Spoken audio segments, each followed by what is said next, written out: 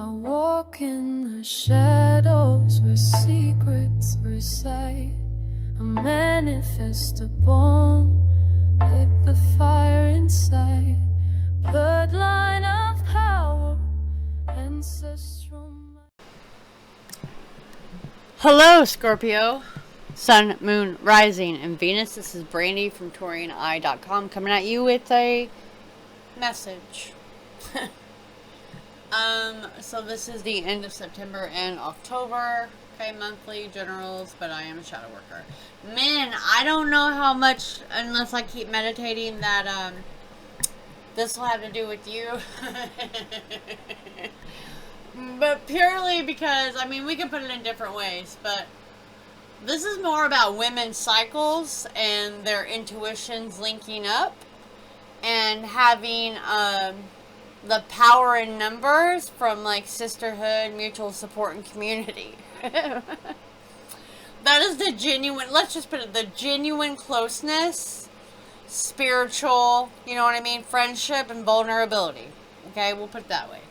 These are keys to unlocking intimacy, I believe, and exploring and expanding on spiritual practices.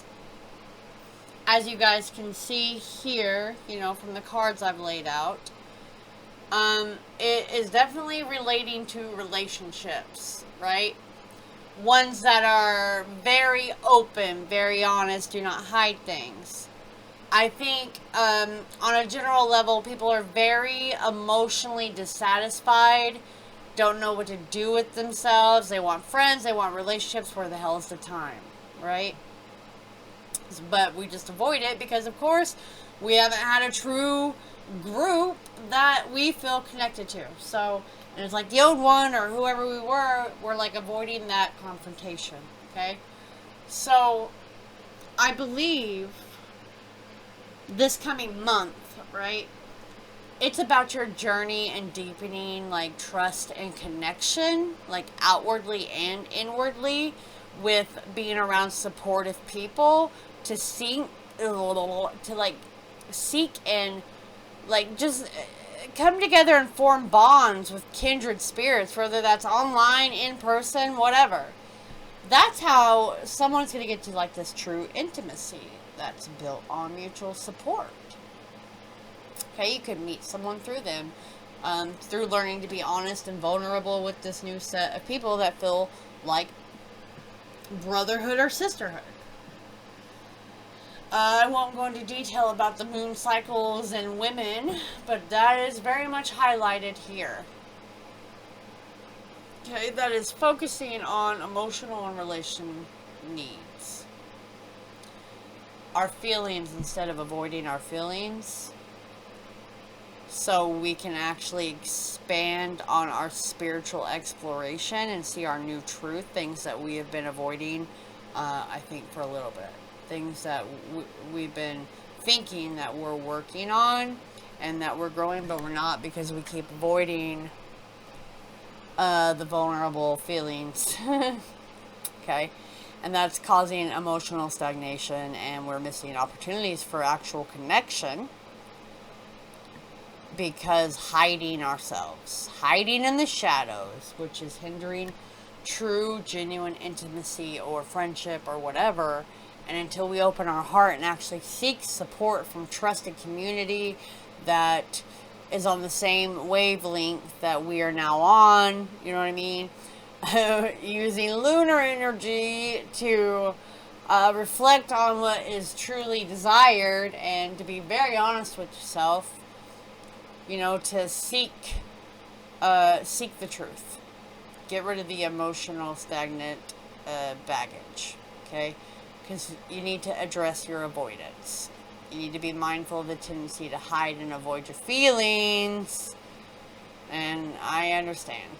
I mean, I'm here giving the message, but I understand. I'm just the messenger. Okay? So you gotta create some type of space for honest conversations and supportive friendships, sisterhood, brotherhood, whatever. And reflect. Y'all need to get together under the moon and reflect on your emotional patterns. Like, you're missing opportunities. I cannot speak! You are missing opportunities for intimacy due to the fear and the avoidance of being open with people. Okay? And you need to get around people that inspire you, that you know, you don't have to take on every aspect of them and clone them, but that inspires the growth for yourself. Okay? Allow yourself to be seen. Don't be so hard ass. Like you. I'm not going to call you out. Like, when I have to focus dead ass on you in a reading, your walls, your spirit, all of it. So hard. Stop that. It's about building bridges with others. And kind of getting to know their truth, getting to know them and their skeletons, and fostering these real connections, right? I'm sorry. Men! Someone out there is a dirty boy. You like to be free. You do not like to be held down. You do like a woman's cycle. Sorry. I'm a shadow worker. It's going to come out. I cannot not. But, yeah.